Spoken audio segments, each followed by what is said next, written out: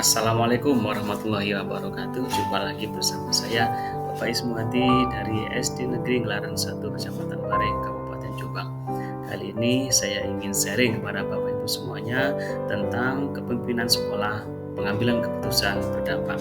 Apa saja dapat kita pelajari atau kita sharing pada hari ini? Mari kita simak bersama-sama.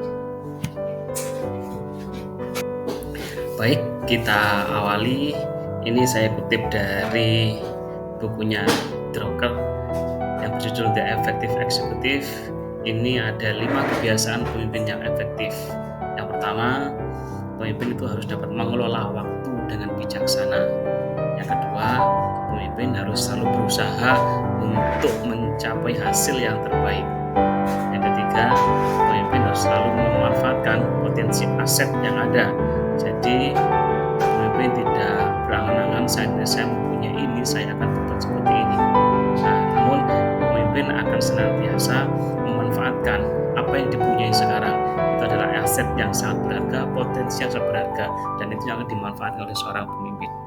Yang keempat, yaitu pemimpin selalu mengatur prioritas dengan efektif. Artinya tentu saja banyak program-program sudah direncanakan, namun seorang pemimpin pasti akan memilih skala prioritas mana yang lebih efektif, mana yang akan didahulukan.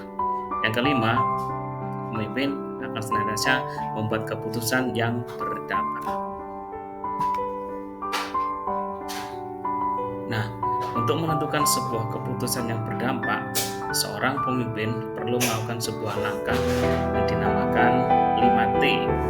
Apa saja? Yaitu yang pertama, telusuri kondisi kunci. Yang kedua, tentukan kondisi batasan. Yang ketiga, tetapkan kondisi ideal. Yang keempat, terapkan aksi nyata. Dan yang kelima, tentukan umpan balik. Mana penjelasannya? Mari kita simak video berikut. Oke, T yang pertama yaitu telusuri kondisi kunci. Bagaimana atau apa saja kondisi yang perlu kita telusuri? Tentu saja yang pertama yaitu kondisi tersebut mungkin memerlukan sebuah adaptasi. Yang kedua, kondisi yang memerlukan masukan dari orang lain. Yang ketiga, kondisi yang memerlukan solusi yang luar biasa. Dan keempat, kondisi yang tentu saja nanti akan memerlukan keputusan yang berdampak. Nah, adapun kondisi-kondisi yang dimaksud ini bisa kita kategorikan sebagai beberapa hal. Yang pertama yaitu kondisi sehari-hari.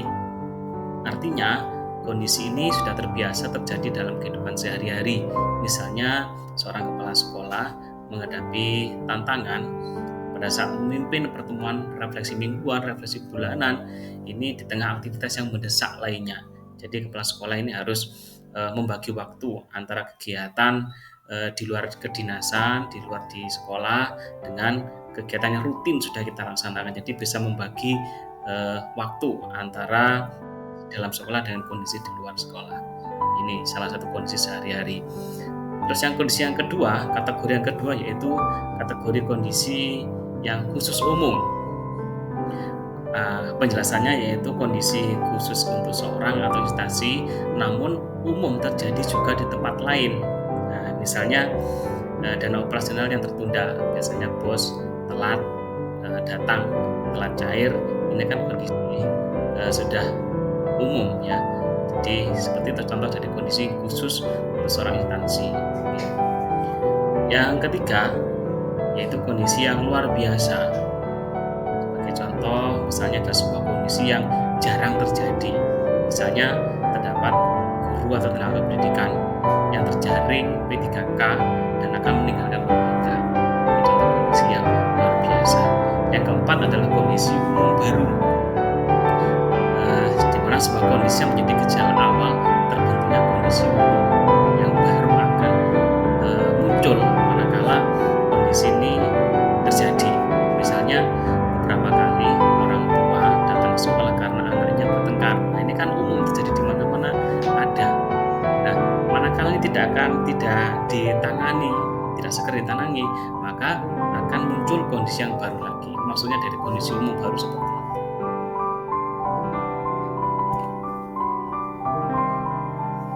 Kemudian yang yang kedua yaitu tentukan kondisi batasan. Artinya pemimpin harus menetapkan batasan untuk keputusan-keputusan mereka yang akan diambil. Jadi ada batasannya apa saja, bisa dari hukum, peraturan di suatu daerah, visi misi sekolah itu sendiri, terus kemampuan, kapasitas, dan dukungan atau kapabilitas. Nah, terutama bisa kita kaitkan dengan tadi potensi dari aset yang dimiliki.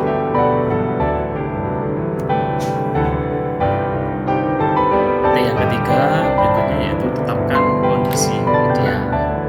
Kondisi ideal adalah keadaan optimal untuk mencapai hasil yang diinginkan. Seorang pemimpin harus menetapkan kondisi-kondisi ideal ini dengan cepat untuk memandu sebuah negosiasi dan kompromi. Menetapkan kondisi ideal adalah sebuah kesadaran bahwa pada akhirnya kita ini perlu bernegosiasi, perlu berkompromi atau tawar-menawar dengan kondisi yang ada di lapangan.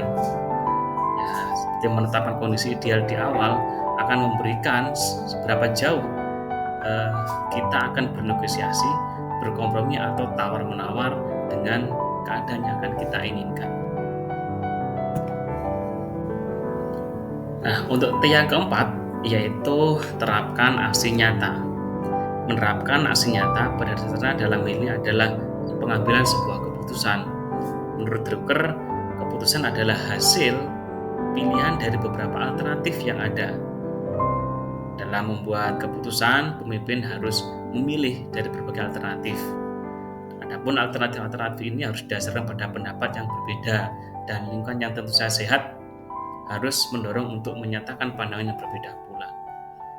Alternatif yang baik biasanya itu sering berasal dari pilihan yang terasa tepat dibandingkan dengan yang terlihat tepat.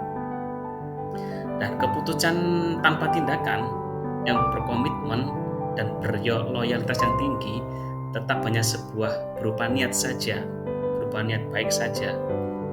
Dan pemimpin harus memastikan bahwa tanggung jawab untuk tindakan telah ditetapkan dengan jelas.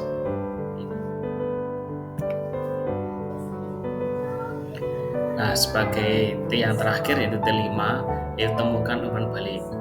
Umpan balik ini sangat penting bagi pemimpin untuk memonitor dan mengevaluasi dampak nyata dari keputusan yang sudah diambil. Adapun metode yang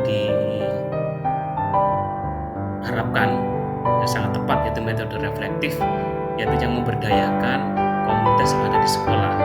Ini sangat dianjurkan untuk mencapai tujuan yang diinginkan, sehingga ini akan membawa kenyamanan dalam pelaksanaan dari keputusan yang sudah ditentukan. Nah, demikian Bapak Ibu yang bisa saya sharing. Semoga ini bisa menjadi manfaat untuk semuanya, yaitu mulai dari 5 kebiasaan pemimpin yang pada intinya yaitu membuat keputusan berdampak, langkah-langkah bagaimana sebuah keputusan yang dapat berdampak ini tentunya bisa melalui 5 langkah atau disebut dengan 5T tadi. Telusuri kondisi kunci, tentukan kondisi batasan, tetapkan kondisi ideal, terapkan aksi nyata, dan temukan umpan balik. Semoga apa yang saya sampaikan ini bisa bermanfaat untuk kita semuanya. Sekian, terima kasih. Wassalamualaikum warahmatullahi wabarakatuh.